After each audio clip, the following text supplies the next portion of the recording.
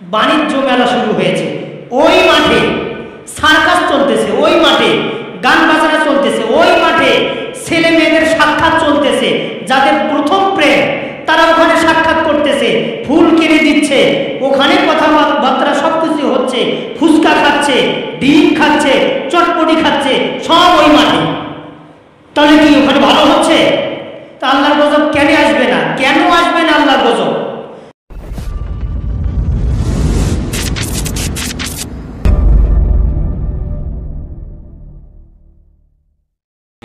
আসসালামু আলাইকুম ওয়া রাহমাতুল্লাহি ওয়া বারাকাতুহু। ইন্নাল হামদালিল্লাহ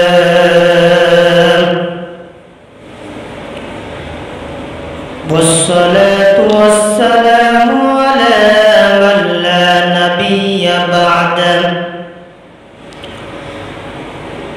আউযু বিল্লাহি মিনাশ শাইতানির রাজীম। বিসমিল্লাহির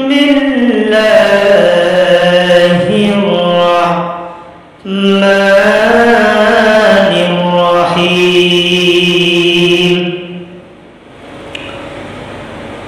ইন্না বাতশা রাব্বিকা লাশাদীদ ইন্নাহু হুয়া ইউবদিউ ওয়া ইউঈদ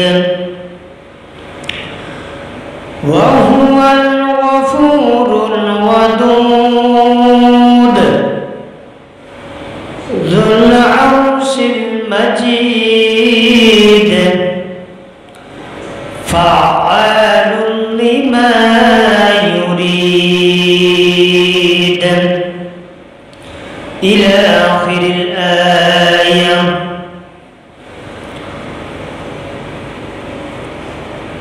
عن أنس بن مالك رضي الله تعالى عنه قال قال رسول الله صلى الله عليه وسلم من سره أن يمده له في عمره ويزاد له في رزقه فليبرأ والديه وليصل رحمه. رواه مسند أحمد أو كما قال عليه الصلاة والسلام. আলহামদুলিল্লাহ, সমস্ত প্রশংসা সেই মহান আল্লাহ সুবহানাহু ওয়া তাআলার দরবারে আদায় করছি, যিনি আজকে আমাদেরকে পবিত্র মুহররম মাসের আজকে প্রথম জুমায় আল্লাহ পাক আমাদেরকে হায়াত রেখে সুস্থ রেখে পবিত্র জুমার দিনে আসার তৌফিক দান করে দিয়েছেন।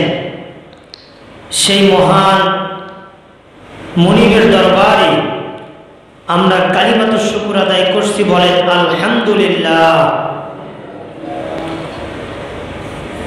আশরাফুল আম্বিয়া সাইয়্যিদুল মুরসালিন জনাবে মুহাম্মদুর রাসূলুল্লাহ বলেন সাল্লাল্লাহু আলাইহি ওয়াসাল্লাম। তা সম্মানিত উপস্থিতি, আমি আপনাদের সামনে পবিত্র কোরআনুল কারীম থেকে গুরুত্বপূর্ণ তথ্যবহুল একটি সূরা আল বুরুজ, এই সূরা থেকে আমি আপনাদের সামনে তথ্যবহুল 5টি আয়াত আপনাদের সামনে উপস্থাপন করেছি। আল্লাহ পাক রব্বুল আলামিন আমাদেরকে যেন কবুল করেন, এর সাথে সাথে আমাদের বাস্তব জীবনে প্রত্যেকটা কথা, প্রত্যেকটা বাণী, প্রত্যেকটা আল্লাহ পাকের বিধান, রাসূলের বাণী, এগুলো বাস্তব জীবনে আল্লাহ পাক যেন আমল করার তৌফিক দান করেন। আমরা কবুলিয়াতের উদ্দেশ্যে দোয়া করছি, সকলে বলছি আল্লাহুম্মা আমিন।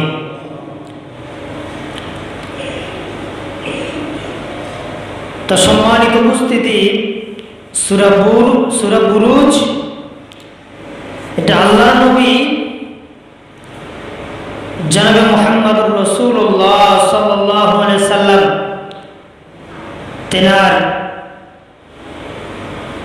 মাক্কি জীবনে এই সূরাটি অবতীর্ণ হয়। এই সূরার মোট আয়াত সংখ্যা হলো 22টি, রুকু সংখ্যা হলো নম্বর 1। এই সূরাতে একটি মাত্র রুকু আছে। তা এই সূরার ভিতরে আল্লাহ পাক রব্বুল আলামিন যে কথাটুকুন স্পষ্টভাবে বান্দাদেরকে বুঝাতে চাচ্ছেন, এই বুঝ যদি আমরা আমাদের বাস্তব জীবনে সেট করতে পারি, মুহাদ্দিসগণের ভাষায় এই সূরাটি আমাদের হেদায়েতের জন্য যথেষ্ট। বলেন সুবহানাল্লাহ। তা বুরুজ এমন একটি শব্দ, এটা এই শব্দের অর্থ আমরা পাই দুর্গ, বাক্স, যে দুর্গের দুনিয়ার কোনো আলো প্রবেশ করতে পারবে না, এমন একটা মজবুত দুর্গ। এই দুর্গ আল্লাহ পাক বুঝাচ্ছেন যে আকাশ নামক, দুনিয়া নামক, দ্বিতীয় আসমান নামক, তৃতীয় আসমান নামক, এভাবে ক্রমাগত যত স্তর আছে সব স্তরগুলো একটা মজবুত দুর্গর ন্যায়। বলেন সুবহানাল্লাহ। এই বুরুজ শব্দটা আল্লাহ পাক এই দুনিয়া শুধু নয়, এই দুনিয়ার বাইরে আরেকটা দুনিয়া, এই দুনিয়ার বাইরে আরেকটা দুনিয়ায় যদি কেউ যেতে চায়, থাকতে চায়, তারপরেও বুরুজ, দুর্গ, ওই দুর্গে মালাকুল মউত ফেরেশতা যাবেই যাবে। এই আয়াতটা আল্লাহ পাক কুরআনুল কারীমের অন্যত্র অনেক জায়গায় আল্লাহ পাক বলেছেন। যেমন মৃত্যু সম্পর্কে আল্লাহ পাক বলছে, আইনামা তাকুনু ইউদরিকুমুল মাউতু ওয়ালাউ কুনতুম ফি বুরুজিম মুশাইয়াদা। তা আল্লাহ পাক এই আয়াতের ভিতরে যে কথাটা বুঝাচ্ছেন, এই কথাতে আমরা বুঝতে পারি যে অবশ্যই এই দুনিয়াতে আমরা যারা আছি, আল্লাহ পাকের মাখলুকাত, সর্বশ্রেষ্ঠ জীব মানুষ, এই মানুষের মৃত্যু হবে কিনা? বলেন, মৃত্যু হবে। মৃত্যু হবে। আমি আপনারা কেউ কি আছেন যে মালাকুল মউত ফেরেশতা চলে আসছে আমাদের কাছে বা আপনাদের কাছে, বা আমাকে বা আপনাদেরকে কাউকে বলতেছে যে আমি আপনার কাছে এসেছি, এই আত্মাটা কবজ করার জন্য, করব কিনা? এ ধরনের অনুমতি কি নেওয়ার সুযোগ আছে? বলেন, নাই। তা আল্লাহ রাব্বুল আলামিন এই কথাটুকু বুঝাচ্ছেন যে দুর্গ,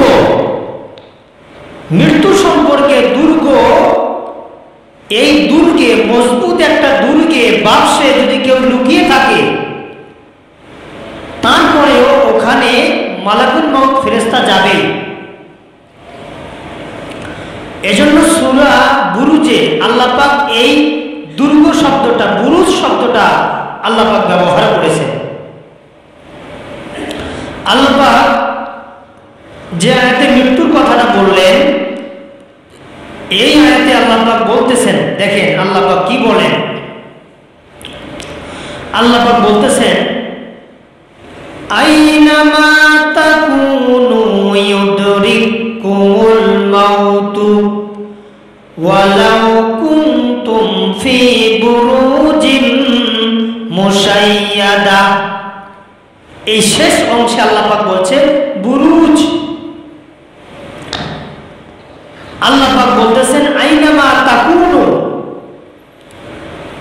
ওহে আমার বান্দারা, তোমরা যারা জ্ঞানবান, তোমরা যারা পাগল নন, সুস্থ মস্তিষ্কের তোমরা যারা অধিকারী, তোমরা শোনো। আইনামা তাকুনু, তোমরা কোথায় পালাবে, কোথায় পালাতে চাও? তোমাদের পালাবার কোনো রাস্তা নাই। ইউদরিকুমুল মাউত, অবশ্যই মৃত্যুর ফেরেশতা, মৃত্যু তোমার কাছে উপস্থিত হবেই হবে। ওয়ালাউ কুনতুম ফি বুরুজিন মুশাইয়াদা, ওয়ালাউ কুনতুম ফি বুরুজ, যদি তোমরা একটা মজবুত বাক্স তৈরি করো, একটা দুনিয়ার ন্যায়, এখানে যদি তোমরা লুকিয়ে থাকো, ওখানে যদি তোমরা সেফ থাকো, সেভ হতে চাও, আল্লাহ পাক বলতেছেন ইউদরিকুমুল মাউত, তোমার কাছে মৃত্যু যাবে, কোনো বাঁচার সুযোগ নাই, তোমরা বাঁচতে পারবে না। তাহলে সম্মানিত উপস্থিতি, যে কথাটা আমি আপনাদের সামনে বুঝাতে চাচ্ছি সেটি হলো সূরা বুরুজ। এই সূরাটি আল্লাহর নবী জনাবে মুহাম্মদুর রাসূলুল্লাহ সাল্লাল্লাহু আলাইহি ওয়াসাল্লাম তেনার মাক্কি জীবনে অবতীর্ণ হয়। কেন হয়? এই সূরাতে অনেক কিছু কথা বান্দাদেরকে স্মরণ করে দেওয়ার জন্য, আল্লাহ পাক তাগিদ দেওয়ার জন্য আল্লাহ পাক কসম করেছেন। আল্লাহ পাক বান্দাদেরকে জানাচ্ছেন, কি জানাচ্ছেন? দেখেন প্রথম নাম্বার আয়াত সূরা বুরুজ, আল্লাহ পাক কি বলতেছেন? আল্লাহ পাক বলতেছেন ওয়াস-সামাই যাতিল বুরুজ, ওয়াস-সামা, সেই বিশাল আকাশের মজবুত দুর্গের কসম, যিনি আসমান সৃষ্টি করতে পারেন। বলেন সুবহানাল্লাহ। তাহলে আসমান কে সৃষ্টি করেছেন? এই দুনিয়া কে সৃষ্টি করেছেন? এই জমিন কে সৃষ্টি করেছেন? সব আল্লাহ পাক সৃষ্টি করেছেন। তা আল্লাহ পাক জানাচ্ছেন সেই সৃষ্টিগুলোর কসম। আর আল্লাহর ওয়াদা ওয়াল ইয়াউমিল মাউউদ, এবং সেই দিনের কসম করতেছি যে দিনে আমি তোমাদের বিচার ফয়সালা ঘটাবো, তোমাদের কাছ থেকে আমি হিসাব নেব, সেই দিনের কসম। সেই দিনকে তোমরা লক্ষ্য করো। এই দুনিয়া কা মাজা লে লো। দুনিয়া কতদিন?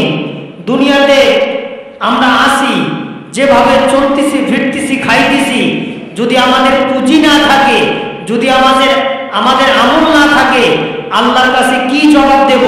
আল্লাহর সামনে কেমনে খাড়া হব? আল্লাহর কাছে কি বলবো? এই কথাগুলো আমাদেরকে চিন্তা ভাবনা করতে হবে যে আল্লাহ সব কিছুর মালিক, আল্লাহ রিজিক দিচ্ছেন, আল্লাহ খাওয়াচ্ছেন, আল্লাহ পড়াচ্ছেন, আল্লাহ সুস্থ রেখেছেন, সব কিছুই আল্লাহ পাক আমাদেরকে দিচ্ছেন, আমাদের হায়াত আল্লাহ পাক দিয়েছেন।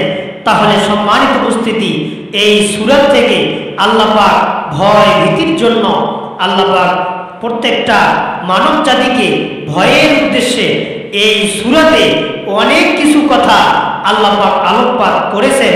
এর মধ্য থেকে আমি আপনাদের সামনে 5টি আয়াত উপস্থাপন করেছি। কয়টি আয়াত? 5টি আয়াত।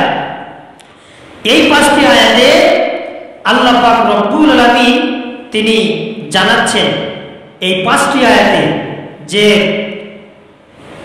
ওহে বান্দারা, তোমরা আমার পাকড়াওকে, আমার শাস্তিকে তোমরা ভয় করো। আমার শাস্তিকে যদি তোমরা ভয় না করো তাহলে তোমরা মনে রাখবে পরকালীন জীবনে জাহান্নামের পাকড়াও থেকে তোমরা বাঁচতে পারবে না। তোমরা মালাকুল মাউত ফেরেশতার পাকড়াও থেকে তোমরা বাঁচতে পারবে না। এই দুনিয়ার জীবনে তোমরা যাহা কিছু করতেছো, এই দুনিয়ার জীবনের হিসাব নিকাশ তোমাদেরকে পরকালীন জীবনে দিতে হবে। যেমন দেখেন, কিছুদিন আগে একটা সামান্য সাপ, এই সাপের সাথে আমাদের পরিচিত অনেক। আপনি মেডিকেলে যান, আপনি অনেক লোকদেরকে জিজ্ঞাসা করেন যে এই সাপকে চেনেন কিনা, রাসেলস ভাইপার। এই যে একটা সাপের ফেসবুক, ইউটিউব, বিভিন্ন চ্যানেলে, টিভির চ্যানেলে এই সাপের সংবাদ ছড়িয়ে যাচ্ছে। এক একজন, এক এক চ্যানেলওয়ালা তারা কোটি কোটি টাকা কামাই করেছে, কিন্তু আসলে কিছুই না। রাসেল ভাইপার, এই যে সাপটা, কিছুই না। সামান্য সাপের চিন্তায় ঘুম আসে না। আর অনেকে দেখা যায় সাপের যতটা ভয় নাই ততটা চ্যানেলে কি করতেছে, ইউটিউব চ্যানেলে, ফেসবুকে, টুইটারে, নেটে, গুগলে, অনেক জায়গায় তারা এই সংবাদ প্রচার করতেছে। আর ভুয়া কিছু লোকদেরকে দাঁড় করে তাদেরকে কৃষক সাজাচ্ছে, তাদেরকে জমিতে নামাই দিচ্ছে।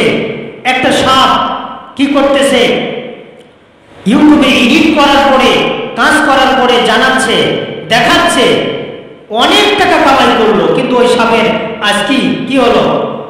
আর ওই তথ্য আছে, ওই সংবাদ আর আছে, ওই সংবাদ নাই।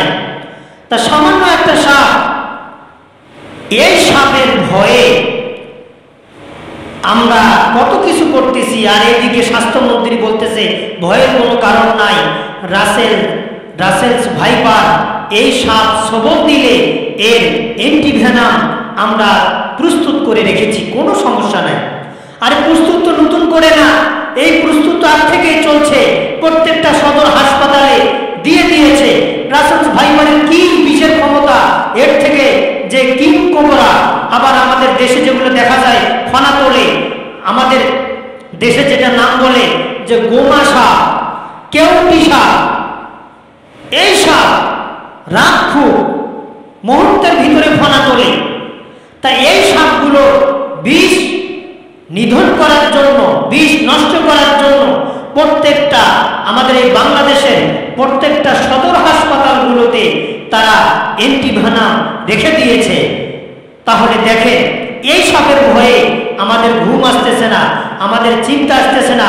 প্রত্যেকটা মোড়ে, প্রত্যেকটা হাট বাজারে কথা, গল্প, কেচ্ছা, কাহিনী, কথাবার্তা সব চলছে শুধু এই সাপের কথা। কিন্তু আল্লাহ পাক রব্বুল আলামিন এত কিছু তাগিদ দিলেন, এত কিছু কথা বললেন পবিত্র কোরআনুল কারীমে, হাদিসে বললেন যে তোমরা যখন কবরে থাকবে, যদি আমল না থাকে 99টি সাপ কবরে দেওয়া হবে। 99টি সাপ, এই সাপ সবল মারবে। একবার সবল মারলে হাদিসে আসছে সহিহ বুখারীতে যে 70 গজ মাটির নিচে ঢুকবে, আবার তাকে বের করা হবে, আবার সবল মারবে। এভাবে তার শাস্তি হতেই থাকবে, হতেই থাকবে, সে বাঁচতে পারবে না। আল্লাহ পাক শুধু তাগিদ দিচ্ছেন যে তোমরা ভালো হও, তোমরা সঠিক রাস্তায় তোমরা চলো, তোমরা 5 ওয়াক্ত সালাত আদায় করো, শয়তানের পথ ত্যাগ করে আমার পথে আসো। এত তাগিদ, এত দাওয়াত, এত কিছু, কিন্তু আমরা আল্লাহর কাছে আসতেছি না, আল্লাহকে চিনতে পারতেছি না, আল্লাহর জন্য আমরা কোনো কিছুই করতেছি না। তাহলে দেখেন, আল্লাহ পাক রব্বুল আলামিন সূরা ফজরের 12, 13, 14, 15, 16 5টি আয়াতে আল্লাহ পাক রব্বুল আলামিন তাগিদ দিচ্ছেন। আল্লাহ পাক বলতেছেন, দেখেন 1 নম্বর আয়াত, ইন্না বাতশা রাব্বিকা লাশাদীদ। আল্লাহ পাক বলতেছেন নিশ্চয় তোমার রবের পাকড়াও অনেক অনেক শক্ত, তোমরা বাঁচতে পারবে না। আল্লাহ যখন পাকড়াও করবে তোমরা পালাতে পারবে না। তোমরা কোথায় যাবে, কি করবে, তোমরা কি করতে পারবে? যখন তোমাদের এই আত্মাটা কবজ করা হবে, তোমাদের এত কষ্ট হবে, পা থেকে শুরু করে প্রত্যেকটা অঙ্গ প্রত্যঙ্গ থেকে রুহটা যখন বেরিয়ে আসবে, প্রত্যেকটা রক সিরে সিরে পটপট করে সিরে সিরে তোমাদের ভিতর থেকে তোমাদের রূহটা বের করা হবে। আল্লাহর পাকড়াও অনেক কঠিন, তোমরা সাবধান হও। তোমরা আল্লাহর রাস্তায় চলো, কোরআনের রাস্তায় চলো, আল্লাহর দ্বীনের দাওয়াতের পক্ষে থাকো, আল্লাহর দ্বীনের দাওয়াতের বিরোধিতা করো না, সেই রাস্তায় চলো। তাহলে অবশ্যই ইন্না বাতশা রাব্বিকা লাশাদীদ, নিশ্চয় আল্লাহর গজব, আল্লাহর পাকড়াও অনেক বড় শক্ত, তোমাদের সাবধান হতে হবে। আল্লাহ পাক রব্বুল আলামিন তারপরে 13 নম্বর আয়াতে বলছে ইন্নাহু হুয়া ইউবদিউ ওয়া ইউঈদ। আল্লাহ পাক বলতেছেন তিনি প্রথমবার সৃষ্টি করেন, আবার দ্বিতীয়বারও তিনি সৃষ্টি করতে পারেন। আল্লাহ পাক এখানে কি করবেন, নস্যাৎ করতে পারেন, আবার এখান থেকে আল্লাহ পাক আবার জীবিত করতে পারেন। এই ক্ষমতা আল্লাহ পাক রব্বুল আলামিন নিজ হাতে নিয়েছেন। তাহলে আল্লাহ পাক রব্বুল আলামিন তিনি বলতেছেন যে অবশ্যই এইভাবে নামিয়ে আসে। আল্লাহ পাক রব্বুল আলামিন তিনি বলতেছেন যে আমার ক্ষমতা তোমরা একটু লক্ষ্য করো, আমি এখানেই সব মুহূর্তের ভিতরে নষ্ট করতে পারি, শেষ করতে পারি। দেখেন মৃত্যুটা, মানুষ কি কখনো মরে? মরে? বলেন না মরে? যদি মানুষ মরত তাহলে হিসাব নিকাশ কার হতো? কার কাছ থেকে আল্লাহ পাক হিসাব নিত? এজন্য আরবি শব্দ এসেছে আল মাউত। কি শব্দ এসেছে? আল মাউত, এটা আরবি শব্দ। এর বাংলা হলো মৃত্যু। কি বলেন? মৃত্যু।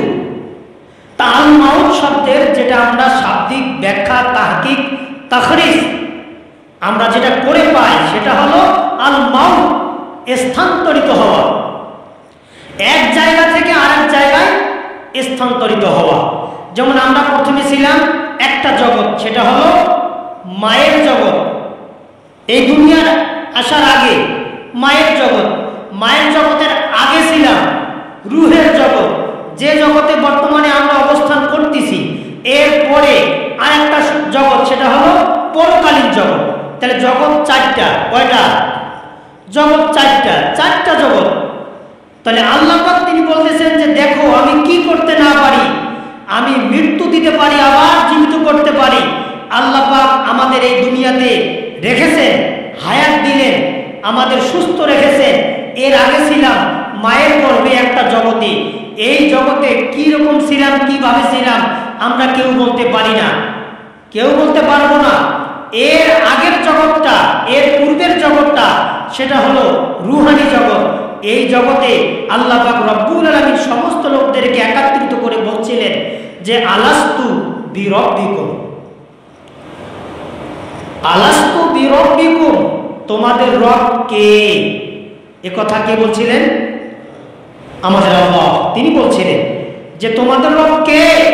এ কথা রুহানি জগতের সমস্ত রুহুদেরকে আল্লাহ পাক একত্রিত করার পরে বলছিল তোমাদের রব কে। তখন এই বান্দারা কথা বলে না, আল্লাহ পাক ধরে শাস্তি দিলেন 1000 বছর। শাস্তি দেওয়ার পরে আবার বের করে তাদেরকে আল্লাহ পাক তাদের সামনে বলছেন আলাস্তু বিরব্বিকুম, এই আমার বান্দারা বলো, এই তোমাদের রব কে? আলাস্তু, আলিফ, এই শব্দের আল্লাহ পাক প্রথম অক্ষর দিয়েছে আলিফ, আলাস্তু, এই বলো তোমাদের রব কে? তখন কথা বলেন আবার 1000 বছর শাস্তি, যে সৃষ্টি করলাম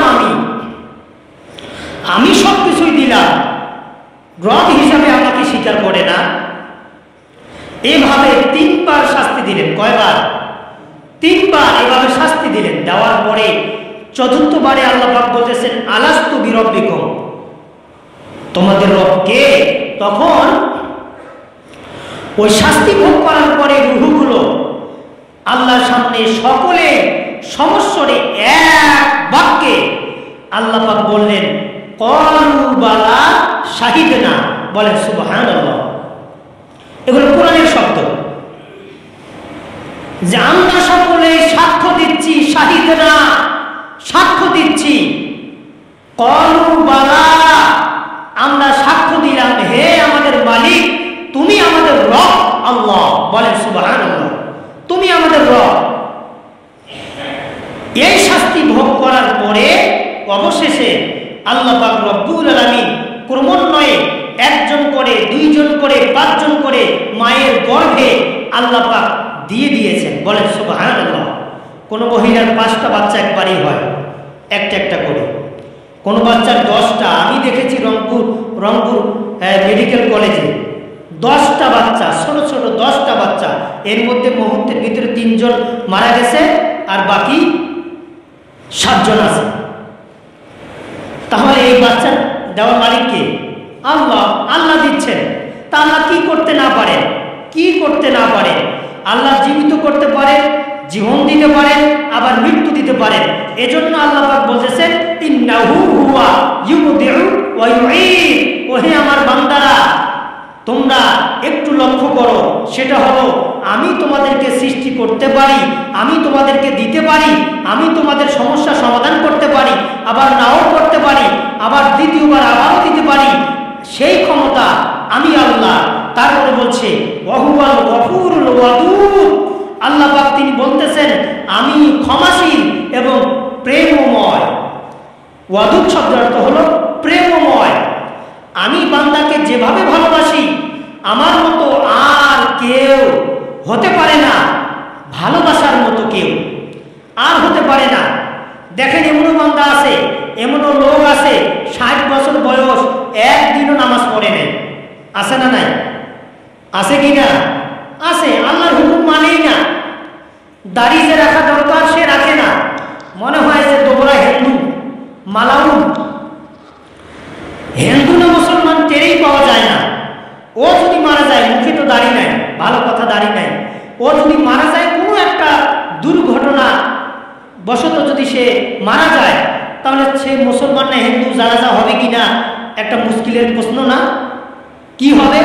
ওই তখন কি করতে হবে, তার হয় সুপ না হয় লুঙ্গি ভাসে দেখতে হবে যে মুসলমান কিনা, তারপরে তার জানাজা হবে, তারপরে তার গোসল হবে, তারপর তার দাফন কার্য সমাপ্ত হবে। তাহলে দেখে ওই বান্দারা নামাজ পড়ে না, রোজা রাখে না, আল্লাহর ঘর কেমন, ইমাম কোথায় দাঁড়ায়, মুয়াজ্জিন কোথায় দাঁড়ায়, মুক্তাদি কেমনে দাঁড়ায়, কিভাবে সালাত পড়ে, এরা জানে না। না জানার পরেও রেজেক কে খাওয়াচ্ছেন? আল্লাহ খাওয়াচ্ছেন। তা আল্লাহ পাক বলতেছে ওয়াহুয়াল গফুরুল ওয়াদুদ, আমি ক্ষমাশীল, আমি প্রেমময়, আমি তবুও ভালোবাসি, ক্ষমাও করি। যদি একবার সে তওবা করে আমার কাছে আসে, এসে যদি বলে যে আল্লাহ সব ছেড়ে দিয়ে সিলিন্ডার করলাম তোমার দরবারে, আর কোনো কিছু ভুল করতে চাই না, কোনো ভুল করব না, একেবারে সব ছেড়ে দিয়া তোমার পথে ধরলাম, তোমার হাত ধরলাম, 5 ওয়াক্ত সালাত পড়লাম, আমাকে ক্ষমা করে দাও। আল্লাহ পাক বাধ্য তাকে ক্ষমা করে দিয়ে মাসুম হিসাবে, আর ওই সময় যদি সে মারা যায় বিনা হিসাবে জান্নাতের ব্যবস্থা করবেন কে? আল্লাহ। জান্নাত দিতেই হবে। ওয়াহুয়াল গফুরুল ওয়াদুদ। আল্লাহ পাক ক্ষমা করবেন, ওয়াদুদ ভালোবাসবেন। তাহলে সম্মানিত উপস্থিতি, তাহলে 2 নম্বর আয়াত যেটা বললাম 13 নম্বর ক্রমিক নাম্বার অনুসারে 13 নম্বর আয়াতে আল্লাহ পাক এই কথাটাই বললেন যে ওয়াহুয়াল গফুরুল ওয়াদুদ। তারপরের আয়াতে বলছে যুল আরশিল মাজিদ। আল্লাহ পাক তিনি বলতেছেন আমি যে আরশের মালিক, আমি সর্বশ্রেষ্ঠ, আমি ওখান থেকে সবকিছুই দেখতে পারি, সবকিছুই পরিচালনা করি, কে কি করতেছে সবকিছুই আমি জানি। দেখেন আমরা যখন ভাত খাইতে বসি, একটা প্লেট গোটায় আমাদের সামনে আছে কিনা? আমরা রাখি না? কোথায় পোকা, কোথায় মরা ভাত, কোথায় কি সব আমরা বেছে খাইতে পারি। ঠিক তেমনি আল্লাহ পাক বলতেছে যে দুল আরশিল মাজিদ, সেই আরশের মালিক আমি আল্লাহ। এই দুনিয়াটা পরিচালনা আমি করি। এই দুনিয়া আল্লাহর সামনে একটা প্লেটের মতো। কিসের মতো? প্লেটের মতো। আল্লাহকে আসতে হয় না।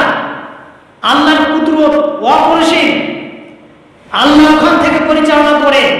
এমন বান্দা আছে কি জানেন? তাদের আকীদা খারাপ। তারা বলে যে আল্লাহ সব জায়গায়। আল্লাহ সব জায়গায় না এক জায়গায়? বলেন, সকলে বলেন, আল্লাহ কোথায়? আল্লাহ কোথায়? এক জায়গায়। সেটা হলো আর রহমানু আলাল আরশি ইস্তাওয়া। আমি রহমান আরশে আজিমে, আরশে অসীন হয়ে আমি আছি। তা আল্লাহ সব জায়গায়, এই আকীদা খারাপ। আল্লাহ সব জায়গায় না। আল্লাহর দেখা, আল্লাহর শোনা, আল্লাহর পরিচালনা, আল্লাহর সব, আল্লাহর আয়াতে সব। লাইসা কামিসলিহি শাইআ। আল্লাহ আল্লাহর মতো, আল্লাহ কারো মতো নয়। আল্লাহ ওখান থেকে সবকিছুই পরিচালনা করেন, ছিলেন না। আল্লাহ সব জায়গায়, এই কথাটা সঠিক নয়। আল্লাহ যদি সব জায়গায় হয়, আল্লাহ যদি সব জায়গায় থাকে, এটা যদি আমরা বিশ্বাস করি, যখন আপনি টয়লেটে যান তখন কি আল্লাহ ওই ঘটি হাতে নিয়ে দাঁড়িয়ে থাকে নাকি? হ্যাঁ, দাঁড়িয়ে থাকে? আল্লাহ সব জায়গায় না। আল্লাহ আল্লাহর জায়গায়। আল্লাহ সব দেখতে পারে কে কি করতেছে। আল্লাহ সব শুনতে পারে কে কখন ডাকতেছে। আল্লাহ অন্তর্যামী, সামিউন বাসীর। আল্লাহ দেখেন, শোনেন। আল্লাহ অন্তর্যামী। তারপরে যখন কোনো মানুষ জেনা করে, আল্লাহ যদি সব জায়গায় থাকে, যখন কোনো মানুষ জেনা করে তখন কি আল্লাহ ওই জেনার মজলিসে থাকে নাকি? যাত্রার প্যান্ডেলে আল্লাহ থাকে নাকি? সার্কাসের প্যান্ডেলে আল্লাহ থাকে নাকি? যদি আল্লাহ সব জায়গায় থাকে তাহলে সব জায়গাতে থাকার দরকার আল্লাহ। তো সব জায়গায় তো দুনিয়াতে ভালো না। এই যেমন আমাদের সৈয়দপুরে ইজতেমা হয় না? জানেন আপনারা? প্রতি বছরে কিন্তু 3 দিন করে তাবলীগী ইজতেমা হয়। ইজতেমা এই গত বছর হয়ে গেল। আবার এই যে গত শুক্রবার না শনিবার থেকে বাণিজ্য মেলা শুরু হয়েছে। ওই মাঠে সার্কাস চলতেছে, ওই মাঠে গান বাজনা চলতেছে, ওই মাঠে ছেলে মেয়েদের সাক্ষাৎ চলতেছে। যাদের প্রথম প্রেম তারা ওখানে সাক্ষাৎ করতেছে, ফুল কিনে দিচ্ছে, ওখানে কথাবার্তা সবকিছু হচ্ছে। ফুচকা খাচ্ছে, ডিম খাচ্ছে, চটপটি খাচ্ছে, সব ওই মাঠে। তাহলে কি ওখানে ভালো হচ্ছে? তা আল্লাহর গজব কেন আসবে না? কেন আসবে না আল্লাহর গজব? যেখানে কোরআন হাদিসের কথা, যেখানে ভালো মন্দর জায়গা হিসাবে আমরা ওখানে সিলেক্টেড করছি, যেখানে প্রতি বছর 3 বার তাবলীগী ইজতেমা হয়, কোরআন হাদিসের কথা বলা হয়, সেখানে আমরা এখন কি করতেছি? সার্কাস চলছে। আমার কথা যদি বিশ্বাস না হয় যান, যে দেখেন সার্কাস চলছে, দিন রাত 24 ঘন্টা চলছে। টিকিট 50 টাকা, 50 টাকা টিকিট। আর বাণিজ্য মেলায় ঢুকতে লাগে 20 টাকা টিকিট। চলছে। তাহলে আল্লাহ পাক বলতেছেন দুল আরশিল মাজিদ, আমি আরশের মালিক, আমি সব কিছুই পরিচালনা করি। তোমরা সোজা হও। সোজা যদি না হও তাহলে তোমাদের অবশ্যই মৃত্যু হবে। এই মৃত্যুর স্বাদ তোমাদের গ্রহণ করতে হবে। তোমরা বাঁচতে পারবে না, তোমরা পালাতে পারবে না। যদি তোমরা পালাতে না পারো, বাঁচতে না পারো, অবশ্যই তোমরা আমার রাস্তায় ধাবিত হয়ে আমার ইবাদতগুলো করো। বলেন সুবহানাল্লাহ। সম্মানিত উপস্থিতি, আলোচনা প্রায় শেষ, 1:28 মিনিট। আর আমি আপনাদের সামনে একটা হাদিস শুরুতেই বলেছিলাম 2 মিনিটের মধ্যেই শেষ করব। এই হাদিসটি এমন একটা হাদিস, এই হাদিসটি আসছে মুসনাদে আহমদ। কোন কিতাব? এই কি সমস্যা তোমাদের? হ্যাঁ হ্যাঁ কি?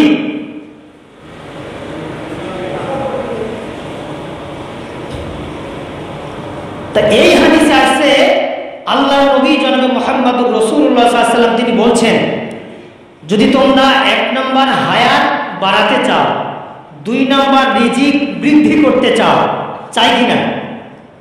অনেকে আমরা নামাজ পড়তেছি, নামাজ পড়ার পরে আল্লাহর কাছে হাত তুলে দোয়া করতেছি, আল্লাহ আমার হায়াত বাড়িয়ে দাও, আমার রিজিক বৃদ্ধি করে দাও। এই যে হায়াত বাড়া বা কমা, রিজিক বৃদ্ধি হওয়া বা কমা সালাতের মাধ্যমে জীবনে